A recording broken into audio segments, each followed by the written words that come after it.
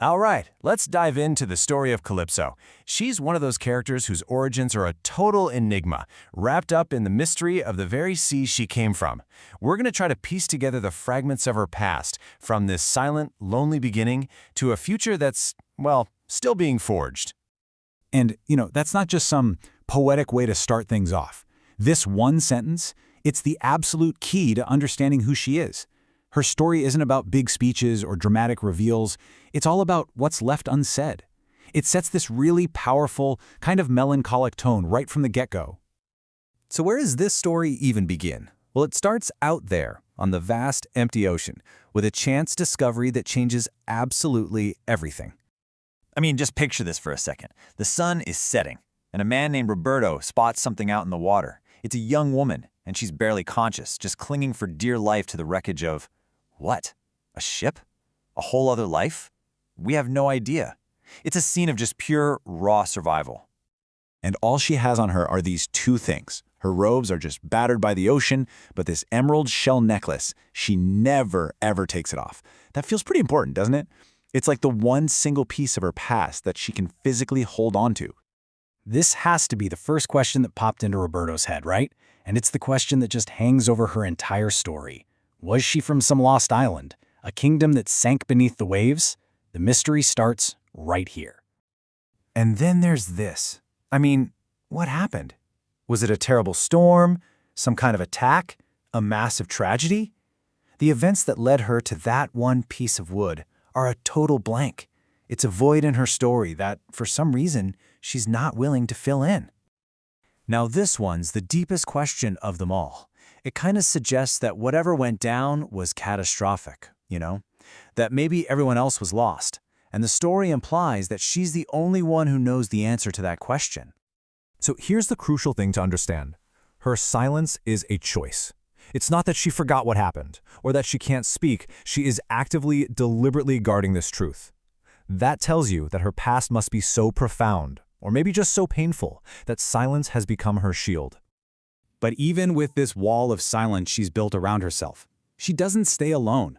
She finds a connection, and it becomes the new anchor for her entire life. Yeah, from the very moment she lays eyes on Roberto, the man who saved her, there's this instant, almost magnetic pull.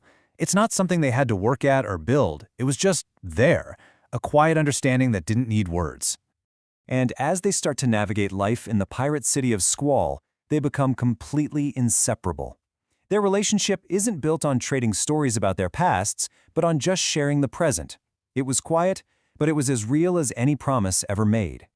And this is what's so fascinating. Roberto never gets the big answers. He doesn't know about her home, her family, or what terrible thing happened to her. But he learns her. He sees how brilliant she is, her natural talent with magic, and maybe most importantly, he sees the deep, deep sadness she carries in her eyes. He gets to know the person, not the history.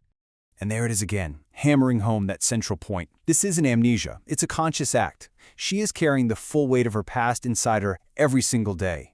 And the fact that she chooses not to share it, even with the person she's closest to in the world, well, that speaks volumes. But as you probably guessed, these quiet moments, they rarely last in stories like this. Their unspoken peace is about to be completely, violently shattered. Her decision to stay silent, to try and hide from whatever was in her past, well, it wasn't enough to protect them. The real world, the dangerous world, is about to come crashing down on them.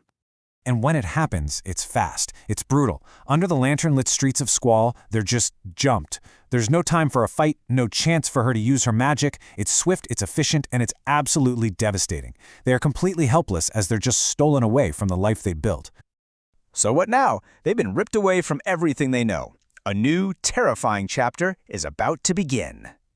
Can you imagine that moment of realization? It must have been horrifying.